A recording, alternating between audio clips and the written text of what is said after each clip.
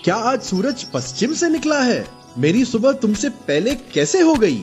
सब ठीक तो है? हाँ, सब ठीक है। कल कुछ ज्यादा ही काम था। चादर की लंबाई से ज्यादा पैर फैला लिया था मैंने, इसलिए कुछ ज्यादा ही थक गया था। काश हम भी उसी तरह अपनी ऊर्जा जमा कर पाते जिस तरह ऊंट अपने कबूड में पानी जमा करते हैं। सही कहा आपने।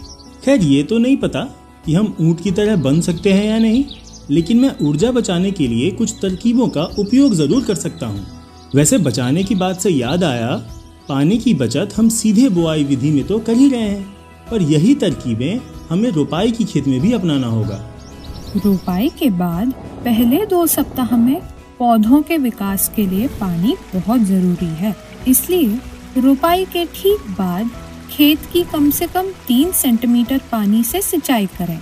अगर आपके क्षेत्र में पानी की कमी है या पानी का स्तर कम है तो आप AWD सिंचाई तकनीक का प्रयोग कर सकते हैं।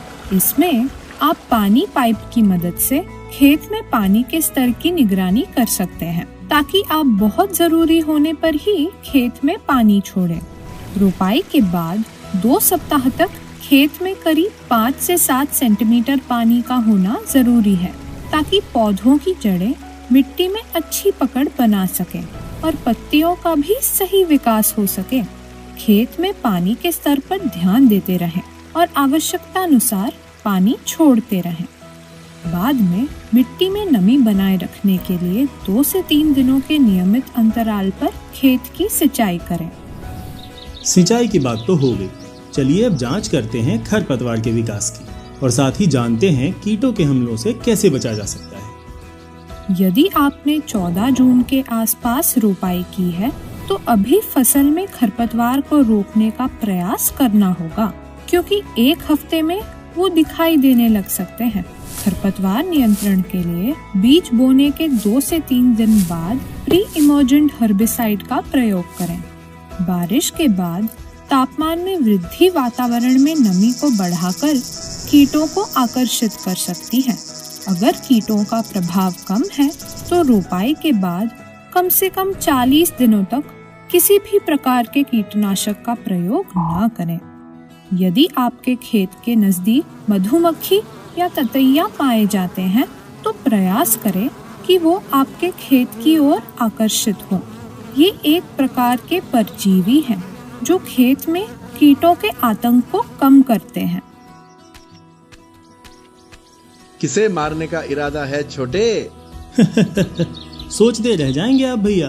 अरे कई दिनों से मैडम कह रही हैं कि धार बनवा लाओ, उसी के लिए जा रहा हूँ, वरना फिर डांट सुनना पड़ेगा।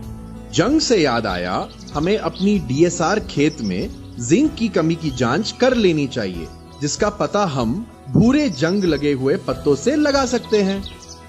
अपने DSR खेत में जिंक की कमी के लक्षणों की जांच करें। वे आम तौर पर बुआई के 2 से 3 सप्ताह बाद दिखाई देते हैं। निचली पत्तियों में उगने वाली जगह जंग खाए हुए भूरे रंग की हो जाती है और अंत में सूख जाती है। जिन बिछड़ों में जिंक की कमी पाई जाती है वह छोटे रह जाते हैं और उनमें कल्ले नहीं फूटते। क्रॉप डॉक्टर की मदद से फसल में पोषक तत्वों की कमी का पता लगाएं। जिंक की कमी के लक्षण मिलने की स्थिति में पत्तियों पर जिंक आधारित दवाई जैसे कि जिंक सल्फेट का छिड़काव करें। इनका प्रयोग विकसित हो रहे पौधों में उन जगहों पर करें जहां आपको कमी के संकेत दिखें। यदि आपने 25 मई के सप्ताह में DSR विधि से बुआई की है तो इन दिनों खरपतवार का विकास हो सकता है। उनके विकास को नियंत्रित करना याद रखें।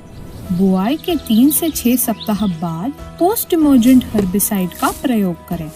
इससे स्वांक, धान का पतंगा और चौड़ी पत्ती वाले खरपतवार का प्रभावी रूप से नियंत्रण हो जाता है।